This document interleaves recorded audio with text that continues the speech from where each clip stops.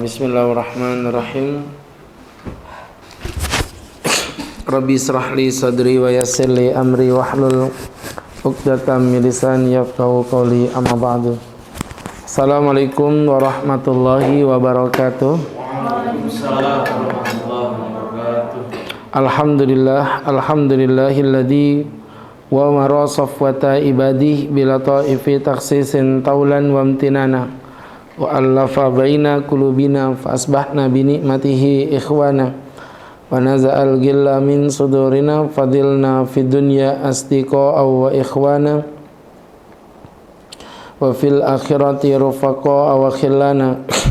Allahumma salli wa sallim wa barik ala rasulillah sayyidina wa maulana wa habibina Muhammadin wa ala alihi wa sahbihi wa man tabi'ahum bi ihsanin qaulan wa fi'lan wa adlan ila yaumil qiyamah. Yaqulullahu ta'ala fi kitabihil karim wa huwa asdaqul qailin bi qawlihi a'udzu billahi minas syaitonir rajim ya ayyuhalladzina amanu taqullaha wa qulu qawlan sadida yuslih lakum a'malakum wa yaghfir lakum dhunubakum wa may yuti'illah wa rasulahu faqad faza fawzan 'azima. Hadratul muhtaramin, sahabat-sahabatku para pecinta Allah yang mencintai Allah dan insyaallah dicintai dan disayangi Allah Subhanahu wa taala. Alhamdulillah wa syukurillah ala nikmatil maula. Pada kesempatan yang berbahagia ini kembali kita dapat berkumpul bertatap muka bermuajahah dalam majelis ilmu yang penuh barokah dalam keadaan sehat walafiat menggapai ridha dan kasih sayang Allah Subhanahu wa taala. Alhamdulillah wa syukurillah ala nikmatil maula. Pada kesempatan yang penuh berkah ini Allah masih memberikan kemudahan pada kita ya untuk dapat bersama-sama berthalabul ilmi. Dan pada kesempatan kali ini membahas tentang hal-hal yang dilarang dalam mengasuh seorang anak yatim. Yang pertama kemarin adalah larangan menisbatkan anak yatim kepada orang tua selain orang tua kandungnya. Jadi banyak orang tuh berniat baik, kalau nggak tahu caranya, akhirnya yang ada bukan dapat pahala malah dapat dosa. Maksudnya gimana Pak Ustadz? Jadi begini teman-teman ya, niatnya sih baik, tapi ternyata caranya salah. Niatnya baik tetapi ternyata caranya salah. Jamaah yang dimuliakan Allah Subhanahu wa taala, saya misalnya ketemu dengan seorang sepupu ya, sepupu lawan jenis, Mas apa kabar? Dek baik-baik. Ya ngobrol lah kita ya kan, bekesa begitu, cipika-cipiki berpelukan. Ya niatnya apa niatnya? Merajut tali persaudaraan. Ya karena niat saya nggak ada perasaan apa-apa dengan dia, dia memang saudara saya. Tetapi pertanyaannya bukan itu. Pertanyaannya sekarang Ustadz dengan sepupu ini mahram nggak sih? Dengan sepupu ini mahram apa tidak? Ya makan aja gorenganmu terus itu ya. Pengajian nggak tahu nyari ilmu apa nyari gorengan ini. Jadi teman-teman yang dimuliakan Allah, saya ulangin lagi, sepupu ini mahram enggak? Bapak saya dengan bapaknya ini perempuan itu saudara kandung. Jadi saya punya bapak, Saskia Gotik punya bapak. Ternyata bapaknya Ustadz dengan bapaknya Saskia itu saudara kandung. Ceritanya. Jadi ketika Ustadz dengan bapaknya Saskia itu, bapak Ustadz bersaudara, berarti Ustadz dengan Saskia namanya apa? Sepupu. Pertanyaannya Ustadz mahram nggak dengan Saskia? Ini bisa ngomong nggak sih orang-orang? Hah? Mahram nggak Ustadz dengan Saskia? Tidak. Berarti Ustadz boleh nggak menikah dengan Saskia? Boleh. Nggak boleh. Udah punya suami kok sembarangan. Ya. Masa Ustadz mau dipoliandri ya? Jadi teman-teman yang berbahagia yang dimuliakan Allah Subhanahu wa taala. Padahal niat Ustadz tadi kan baik ya. Dengan sepupu bercipika-cipiki itu maksudnya merajut persaudaraan biar makin guyup, makin akur, makin bersaudaraan lah intinya begitu. Tapi ternyata pertanyaannya bukan itu. Pertanyaannya kira-kira kan gitu pertanyaannya. Kira-kira itu bagus apa tidak, kan gitu. Secara Islam itu boleh apa tidak? Ternyata jawabannya tidak diperbolehkan. Teman-teman yang dirahmati Allah Subhanahu wa ta'ala, ini menjadi pembelajaran untuk kita bersama, ya, di mana Allah Subhanahu wa ta'ala berfirman, maaf saya ulangi, menyatakan itu bentuk bagian daripada larangannya. Sahabat-sahabatku yang dirahmati Allah Subhanahu wa ta'ala, ya seperti itu. Jadi itu tadi ya, banyak sih kalau mau dicontohin yang lain. Misalnya Ustaz punya tetangga seorang jentik, tahu jentik ya, janda cantik, seorang wanita berparas ayu, umur 23 tahun, muda, mata sipit, kulit putih, hidung mancung, bibir mungil, tinggi badan 173, lebar badan 29,4 cm. Ya iyalah, orang kayak gini ceramah itu harus semangat ya, walaupun tidak ada minuman tidak apa-apa, tetap semangat. Makin kering aja mejamu, sudah tidak ada minuman, tidak ada makanan, tidak ada bunga lagi ya sudah. Iya, pasti bungamu dibuat ngonten kan ya. Jadi teman-teman yang berbahagia, kenapa sampai dicabut itu apa bunganya? Ya iya Tat, kan kami syariah, nggak ada bunga di sini ya. Jadi teman-teman, jadi bukan hatiku berbunga-bunga, tapi hatiku bermargin-margin ya. Berbagi hasil, Masya Allah. Ya, kalau kebanyakan syariah biasanya poligami. Ya kan suka bagi hasil ya. Jadi teman-teman yang dimuliakan Allah Subhanahu wa ta'ala, itu ya menjadi pembelajaran bagi kita bersama.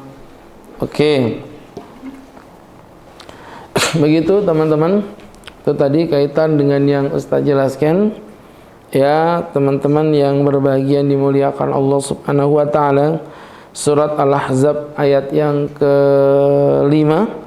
Ya, Allah juga sama. Oh ya, belum ngomong tadi, maaf. Yaitu mengenai tentang mengasuh anak yatim, niatnya baik. Tapi ternyata caranya salah. Kenapa Pak Ustadz salah? Ya, ternyata karena dia menasabkan anak yatim itu kepada dirinya. Nggak boleh, itu di Islam hukumnya haram.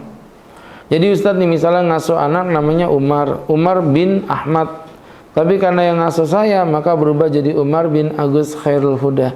Itu yang dilarang di dalam Islam, tidak diperbolehkan. Nasab itu takdir, nggak bisa dianggap-anggap. Kalau main anggap-anggapan, nanti yang menang tuh bapak-bapak. Duduk di Melawai sama cewek cantik. Mas, sama siapa kamu ini? Bukan istrimu loh ini. Ini Pak Ustadz sudah aku anggap kayak adikku sendiri. Ya. Nanti jalan masuk hotel, berduaan sama cewek cantik. Belahannya setengah dada, roknya setengah paha, otaknya setengah saja, ya kan? Udah pede tuh, udah mau begayaan begitu ya. Teman-teman yang berbahagia, saking begayaannya tidak berani dia nganter kue ke depan, ya. Karena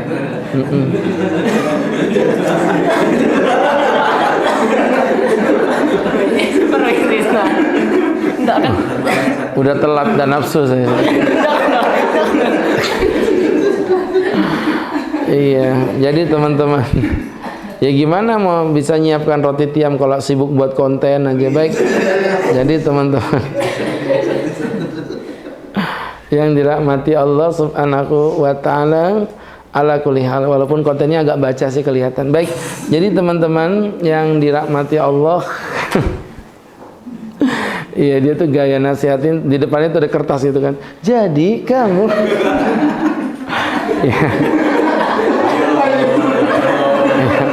Kita saya orang public speaking, tahu lah matanya itu kelihatan kalau baca, iya, sama yang alami natural itu nah, berbeda. Macam mana anak sama?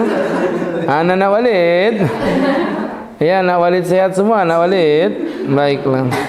Jadi teman-teman yang dirahmati Allah Subhanahu wa ta'ala, itu tadi ngomongin apa Ustaz tadi ya? Adik sendiri masuk ke hotel bawa cewek cantik, ya kan, pakai baju seksi, rambut pirang, jambul katulistiwa, alis anti badai, joget morena, maju mundur, cantik, udah pede mau masuk ke hotel gitu, ketemu istrinya, Mas, astagfirullahaladzim, siapa ini Mas? Dek, ini sudah aku anggap kayak adikku sendiri, begitu ya. Ini udah aku anggap kayak nenekku sendiri. Ya. nenek lampir ya kan. Jadi teman-teman yang berbahagia, yang dimuliakan Allah Subhanahu wa ta'ala, ini tentu menjadi pembelajaran untuk kita bersama, sahabat-sahabatku yang dimuliakan Allah Subhanahu wa ta'ala. Begitu ya. Jadi makram itu takdir. Yang putus gak bisa disambung, yang sambung gak bisa diputus. Paham gak maksud Ustaz? Yang putus gak bisa disambung. Ya misal contoh kayak tadi, bukan siapa-siapanya dianggap kayak siapa-siapanya.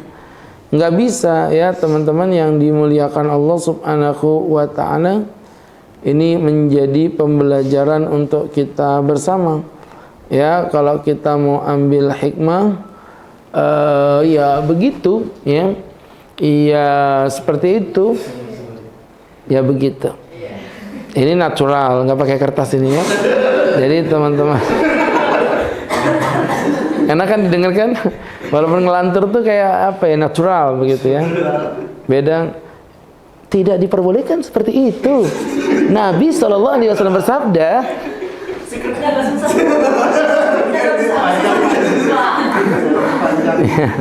tidak segampang itu Ferguson. Ya. Jadi teman-teman yang dirahmati Allah, apalagi kalau yang meranin pakai abu-abu itu, aduh kelihatan betul nggak naturalnya ya. Baik, kaku banget. Baik, harus banyak-banyak latihan ya Dek ya. Jangan ya Dek ya, jangan ya Dek. Baik. Jadi teman-teman yang dimuliakan Allah Subhanahu wa ta'ala, ini menjadi pembelajaran untuk kita bersama dari apa yang Ustadz sampaikan tadi ya. Jadi menasabkan pada bapak yang bukan bapaknya itu haram hukumnya di Islam, nggak bisa. Yang putus nggak bisa disambung, yang sambung nggak bisa diputus. Contoh misalnya ini adik, tapi karena marah kamu sudah anggap bukan adikku sendiri, nggak bisa. Itu tetap adikmu walaupun apapun yang terjadi. Ibu marah kepada anaknya, kemudian habis marah meninggal dunia, itu anaknya tadi itu tetap dapat waris lah. Ya bisa, ini ibu marah kok kamu nggak dapat waris, loh. Ajaran siapa itu ya? Nggak ada seperti itu. Jadi yang teman-teman yang dirahmati Allah Subhanahu wa ta'ala, begitu ya pelajarannya seperti yang saya sampaikan tadi. Di mana Allah berfirman dalam surat Al-Ahzab ayat yang kelima, ud'uhum li'abaihim, panggillah anak-anak itu dengan nama bapak mereka. Huwa aqsatu 'indallah, yang sedemikian itu sungguh lebih adil di mata Allah ya.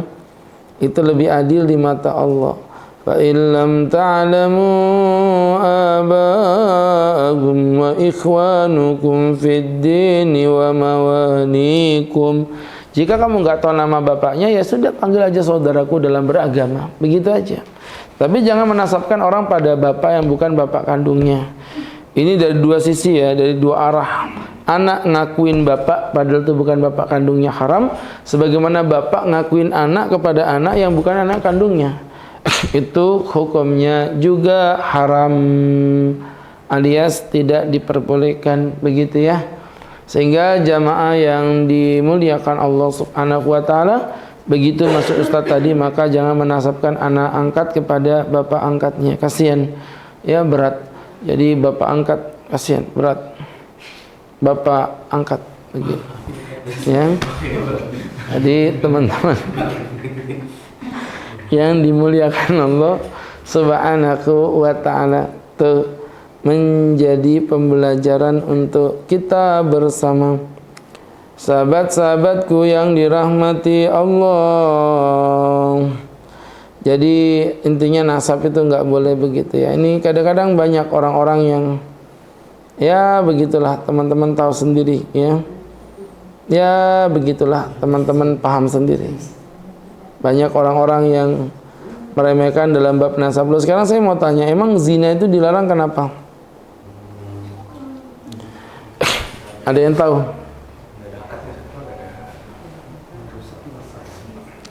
Iya, betul sekali, merusak nasab. Jadi letaknya di nasab. Kalau Anda bilang zina, ya iya kan zina enak, Tat. Itu kan apa namanya bisa gonta-ganti pasangan. Do nikah juga bisa, cuman andanya aja nggak berani. Ya nggak sih?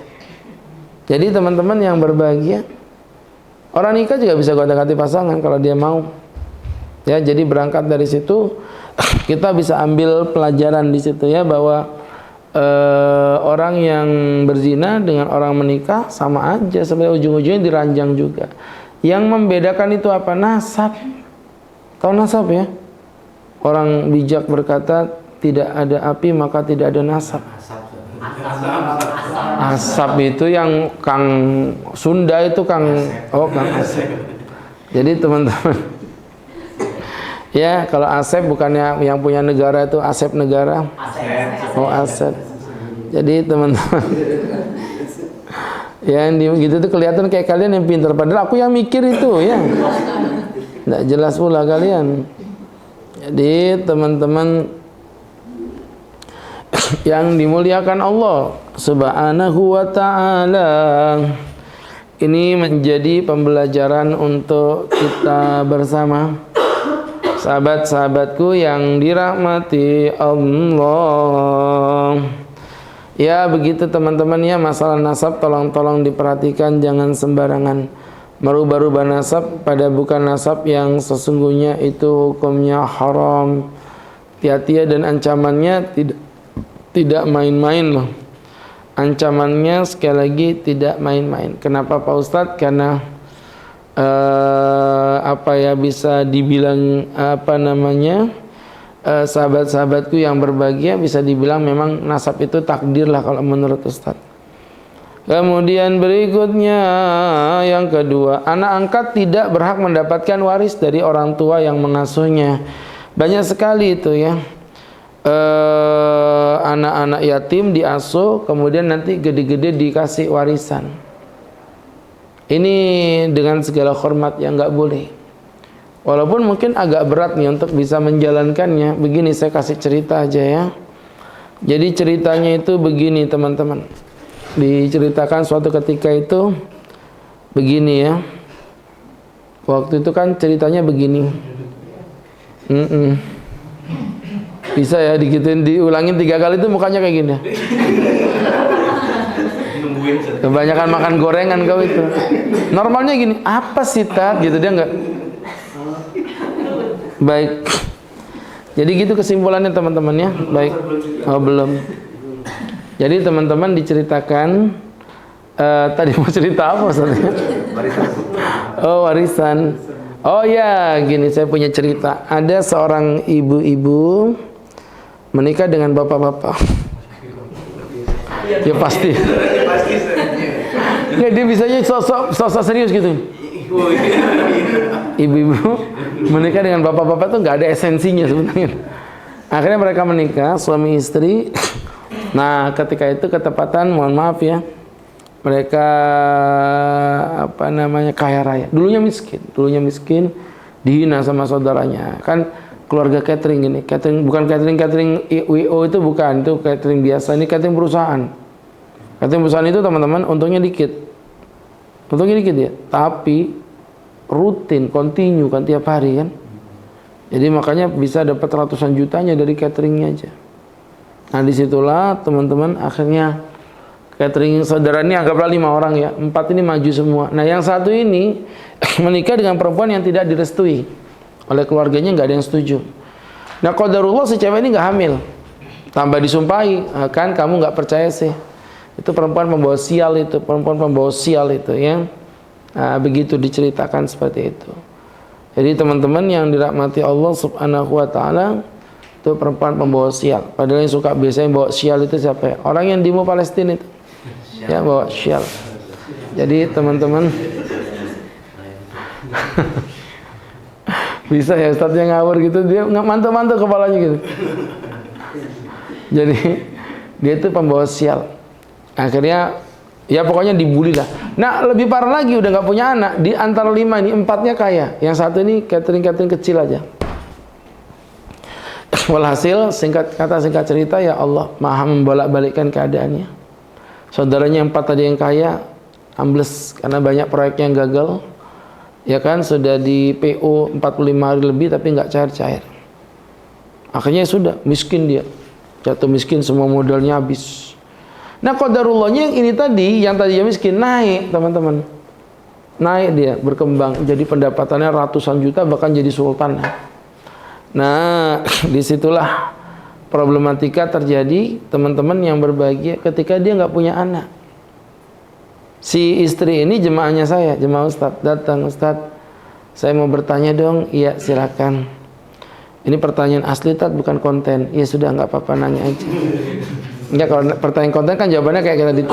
Jadi, sesuai sabda Nabi dalam hadis, jadi teman-teman, jadi di dunia mana ada orang ngomong kayak gitu nadanya. Baik, jadi teman-teman yang dimuliakan Allah, ini asli nih, dia tanya, jadi gimana tanggapan Ustadz? Saya bilang, Mbak, mohon maaf ya, nanti kalau meninggal dia kasih simulasi nih, kamu cuma dapat 1/4, 3/4 berarti 3 kali lipatnya lebih. Andai kata suamimu punya uang 10 miliar, kamu cuma dapat 1/4 dari 10 miliar itu, berarti 2,5 miliar.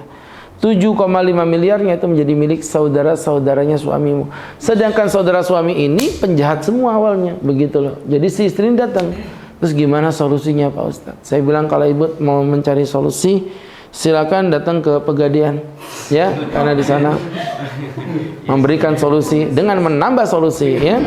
Jadi artinya apa yang terjadi? Apa yang terjadi? Saya bilang gini aja, Mbak, saya kasih solusi. Suamimu masih ada? Masih Pak Ustadz. Sehat? Sehat Pak Ustadz. Bismillah. Hibah. Ya, dihibahkan aja. Mana harta yang mau dihibahkan? Jadi dari 10 miliar, yang 9 miliar itu dihibahkan kepada anak yatim tadi. Masya Allah. Hibah. Bedanya hibah dengan waris apa? Kalau waris kan mati, hibah kan masih hidup. Nah, di situ dihibahkan 9 miliar. Disisain 1 miliar. Yang 1 miliar tadi itulah akhirnya kemudian ketika suaminya meninggal, ya dapat 1/4 dari 1 miliar. Berarti 250 juta, yang 750 juta dikasihkan saudara-saudaranya. Tapi kan 9M-nya udah aman nih. Nggak pernah ngitung uang banyak sih, kasihan banget ya. Baik. Tapi kalau saudara yang mau klaim lagi, saya punya saudara saya ini, diambil lagi, saya ambil lagi. Yang mana? Yang hibah tadi. Oh, hibah kok diambil lagi, gimana? Nggak bisa lah. Hibah itu udah punyanya dia. Secara hukum agama bahkan ngatain ini punyanya anakku yang itu udah sah. Tapi kan kita karena pemerintah hidup di negara hukum, ya mau nggak mau kasihlah legal. Akhirnya dimasukkan ke notaris. Ya sudah, memang aktanya udah namanya si anak tadi. Jadi si 9M tadi aman. Yang begitu boleh, tak boleh. Tapi kalau bapaknya, untungnya tadi ibunya kan ngerti ilmu agama, dia tanya ke Ustadz, bukan tanya ke konten. Jadi teman-teman, konten bang jawabannya singkat banget tuh, sesuai yang disabdakan Nabi di dalam hadis. Jadi teman-teman, sahabat-sahabat, ya lumayan lah dakwah sambil jualan rumah. Baik, jadi teman-teman yang dirahmati Allah, yang dirahmati Allah Subhanahu wa ta'ala, nggak apa-apa. Sadina harus kaya, banyak pendapatan, ya, karena ada dua santri yang ditanggung sama Sadina, ya. Jadi kalau Sadina nggak punya uang, berarti santriku 2 orang nggak ada yang nanggung itu, gitu loh. Jadi masya Allah, Mas Dodi kemarin udah kontak, Pak Ustadz, saya ambil 2 anak. Jadi kita sistemnya anak kita jual. Iya, dijual. Dapat dari mana Ustadz? 1 bulan itu kita operasional 24-25 juta per bulan. Sedangkan kita nggak punya penghasilan. Anak-anak gratis. Siapa yang bayarin coba? Ya gitu kan? 25 juta. Jadi teman-teman yang berbahagia, alhamdulillah. Karena emang berat di awal, saya paham itu. Karena nanti kalau udah makin naik kelas, kan ada beberapa hal yang mau santrinya dikit banyak tetap sama. Kayak pegawainya yang kita gaji ini kan, mau santri banyak mau dikit ya tetap segitu. Tapi kalau makanan memang berpengaruh banyak dikit. Tapi makanan pun masya Allah ya ada aja. Kemarin itu saya kan kasihan lihat anak-anak makan tempe, terus mie kasihan anak tempe tiap hari, tempe bacem, tempe Bali, tempe penyet, tempe godok, tempe goreng, tempe. Saya bilang tolong kalau Jumat mie ya, mohon maaf biar berkah anak-anak, biar senang, rubahlah mie apa bi tahu.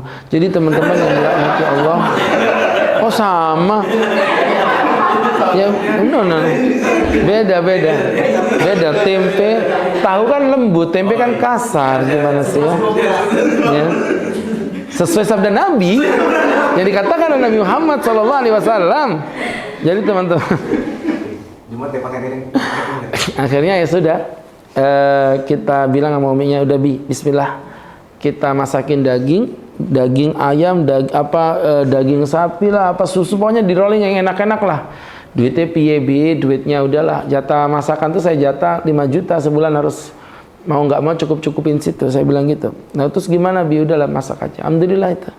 Paginya ngomong begitu, malamnya saya tidur, subuhnya besok ada WA masuk, Ustadz dari Catering Nikmat mau kirim Jumat berkah. Oh ya alhamdulillah Bu, makasih ya, seneng aja Ustadz kan gitu kan. Siang Bu ya, iya sudah Jumat berkah. Saya pikir Jumat berkah itu kotakan, kayak biasa kan kotakan. Enggak, dia kasihnya tuh betul-betul kayak prasmanan orang nikahan gitu.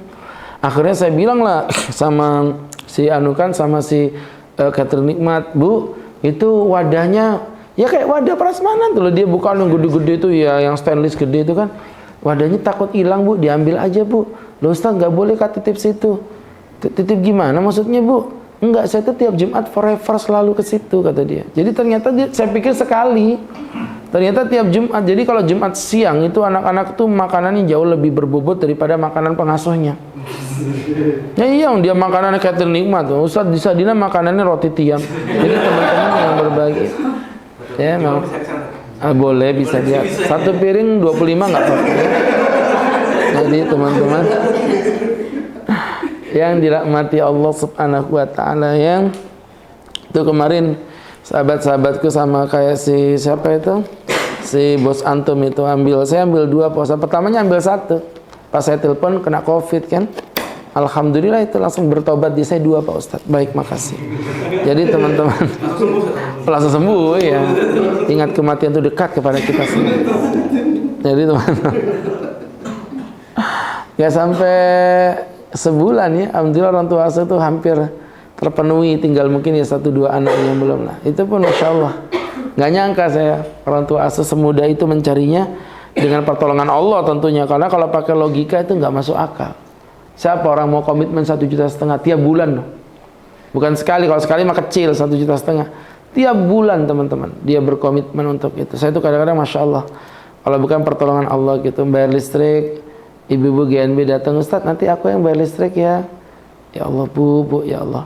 Air juga begitu, mau pasang air, PDAM kok kelihatan mahal, PLN datang nggak ada angin, nggak ada hujan, Ustadz kami dari PLN, udah Pak, udah listrik, udah tertanam semua, alhamdulillah. Enggak, kami nyumbang air itu, Masya Allah.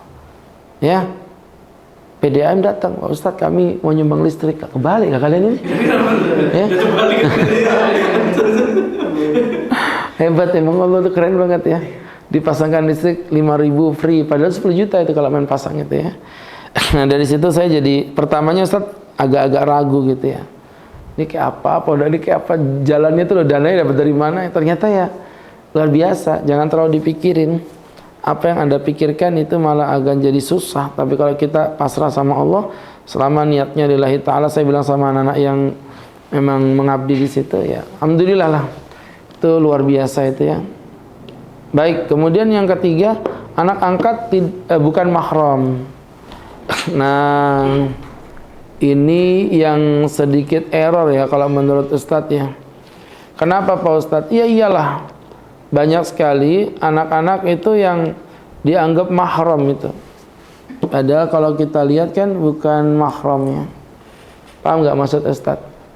Jadi jangan dianggap mahram. Kayak misalnya Ustadz nih ngasuh anak cewek, waktu kecil ya dia mau telanjang, Ustadz cebokin juga nggak apa-apa, namanya juga bocil ya.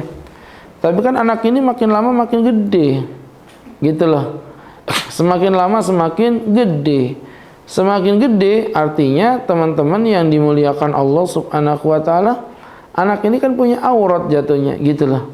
Nah disitulah ya teman-teman yang dimuliakan Allah Subhanahu wa taala. Ini kalau kita mempelajari dari apa yang Ustadz sampaikan tadi ya, ada aurat yang harus dibatasi. Nggak boleh berpelukan dengan anak asuh. Ya, tidak boleh berpelukan dengan anak asuh, karena kalau boleh berpelukan dengan anak asuh ya.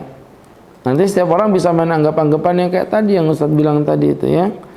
Jadi jamaah yang dimuliakan Allah Subhanahu wa taala, ala kulli hal berkaitan dengan apa yang Ustaz paparkan tadi. Baik. Kemudian berikutnya, jamaah yang dirahmati Allah, karena bukan mahram berarti hukum-hukumnya berlaku ya. Tidak boleh khalwat berdua-duaan, tidak boleh berikhtilat ya. Kalau ikhtilat, apa ikhtilat dengan khalwat bedanya apa? Kalau ikhtilat itu bercampur tersentuh ya, nggak boleh bersentuhan. Tapi kalau khalwat berdua-duaan dalam satu ruangan, walaupun niatnya baik, nggak boleh. Tahu niatnya baik gimana contohnya? Niatnya baik, sholat berjamaah, imamnya cowok, makmumnya cewek, bukan mahram, berdua-duaan, ditutup dalam satu ruangan tertutup. Niatnya baik itu, tapi tetap aja itu setan ada aja. Assalamualaikum warahmatullahi, assalamualaikum warahmatullahi.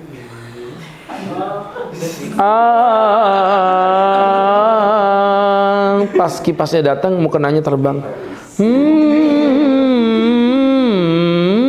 Masya Allah.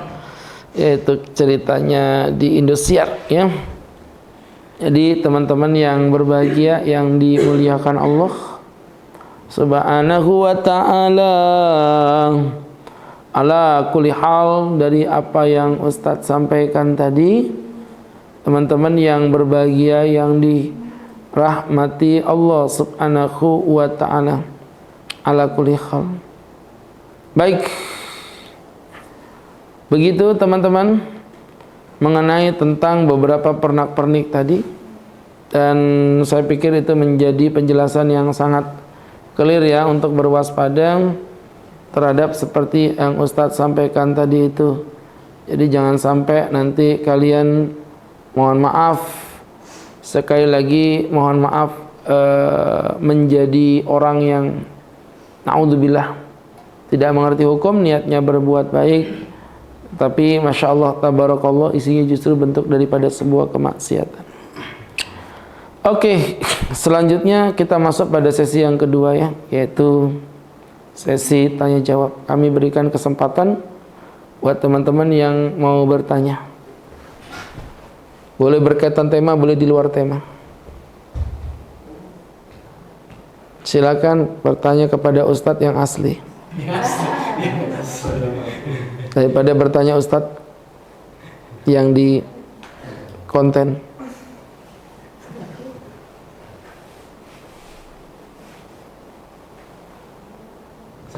Silakan. Kan ini lagi ramai soal pajak lah, pajak. Nah kan pernah dengar seputar pajak itu hukumnya, beberapa yang saya dengar itu kan haram. Nah sementara ada perintah juga kita untuk mengikuti model amri kan, gitu, maksudnya memimpin kita gitu kan, yang dimana mereka mewajibkan pajak. Nah maksudnya apakah ini bertentangan atau maksudnya menyikapinya bagaimana saat itu? Baiklah. Jadi gini ya teman-teman ya, masalah pajak itu saya termasuk ustadz atau salah satu ulama yang pro terhadap pajak sih kalau saya ya. Maksudnya pro itu bukan, ntar dulu kita membedakan antara pajak sebagai sebuah produk hukum dengan kesalahan-kesalahan atau keboliman-keboliman yang terjadi di pajak itu sendiri. Jadi tolong dibedakan. Pertama gini, kenapa saya pro terhadap pajak, maksudnya sebagai sebuah salah satu ornamen untuk negara bisa mendapatkan penghasilan. Karena mohon maaf ya teman-teman yang berbahagia, dimuliakan Allah, kalau negara kita tidak memungut pajak, maka apa yang terjadi teman-teman? Anda tahu, negara kita kekurangan biaya. Kalau kekurangan biaya, otomatis ngapain mereka? Ngutang. Kalau udah mereka utang, Anda tahu orang yang berhutang itu sama dengan orang yang terjajah. Iyalah, Anda mohon maaf ya, naudzubillah nih, naudzubillah tsumma naudzubillahi min dzalik. Walaupun Anda dalam kondisi ini, mohon maaf sekali lagi, dalam kondisi disakiti, tapi kalau yang menyakiti itu orang yang ngutangin Anda lo nggak bisa ngapa-ngapain. Dituntun kita sama orang yang ngutangin kita. Nah, ini yang mungkin jadi pembelajaran untuk kita bersama, teman-teman yang dimuliakan Allah Subhanahu wa taala. Ya, kami mempertegas kembali jamaah yang dirahmati Allah Subhanahu wa taala. Hutangnya negara kepada negara lainnya akan mendikte negara itu oleh negara lainnya, dan itu berbahaya, teman-teman, bahaya. Kenapa saya bilang itu berbahaya? Karena negara kita jadi nggak berdaulat. Bisa jadi agama kita juga akan direcokin. Ya, misalnya Cina nguasain Indonesia, ya dia bisa aja bilang kan, itu bilangnya sama rakyatmu nggak boleh sholat di masjid misalnya. Selesai, memang sudah, kita mau ngapain? Dan kekuatan negara tuh ngeri loh. Nah, buktinya waktu COVID itu masih ingat, masjid bisa ditutup sama pemerintah kok. Ya, jadi hati-hati, itu tadi poinnya.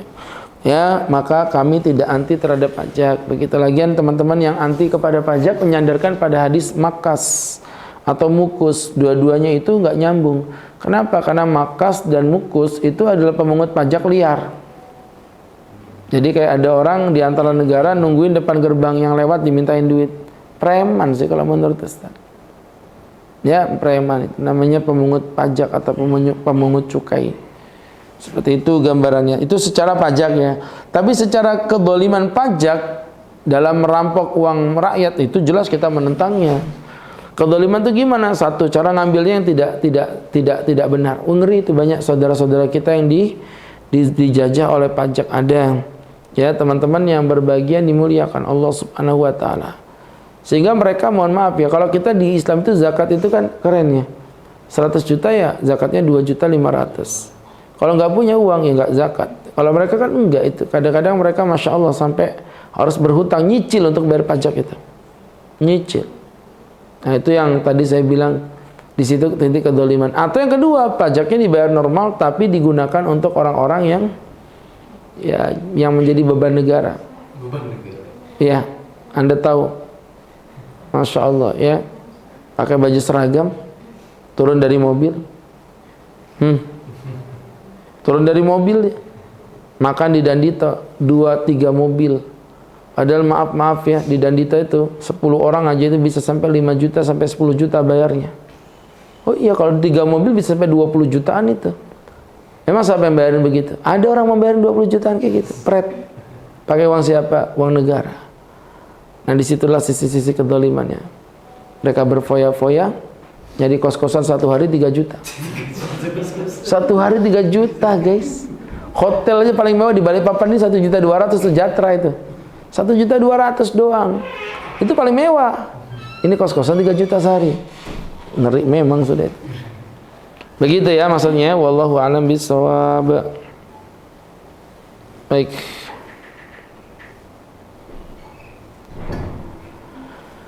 Ada yang lain teman-teman?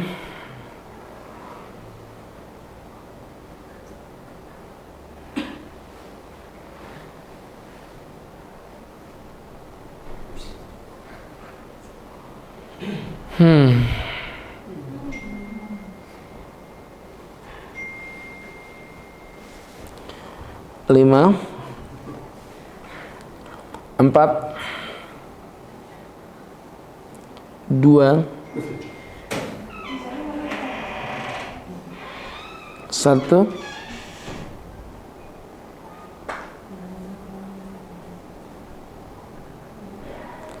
Nol koma 99.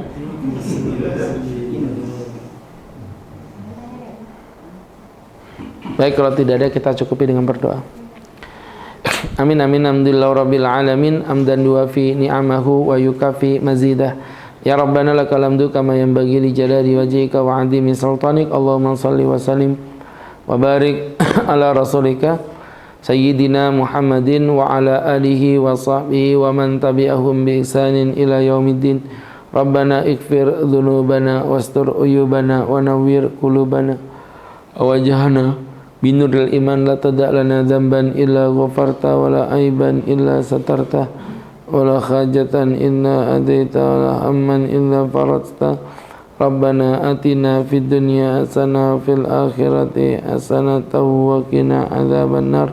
Rabbana innaka qulta fi kitabikal karim ud'uni astajib lakum hanahnu da'unaka ya Rabbana fastajib lana wa wa'adtana innaka la tukhliful mi'ad. Wa sallallahu ala sayyidina Muhammadin nabiyil ummi wa ala alihi wa sahbihi wasallam warzuqna lahul mutaba'atina wa dhahiran wa batinan ya arhamar rahimin. Bifadli subhanaka rabbika rabbil izzati amma yasifun, salamun ala mursalin walhamdulillahi rabbil alamin. Terima kasih. Assalamualaikum warahmatullahi wabarakatuh. Waalaikumsalam warahmatullahi wabarakatuh.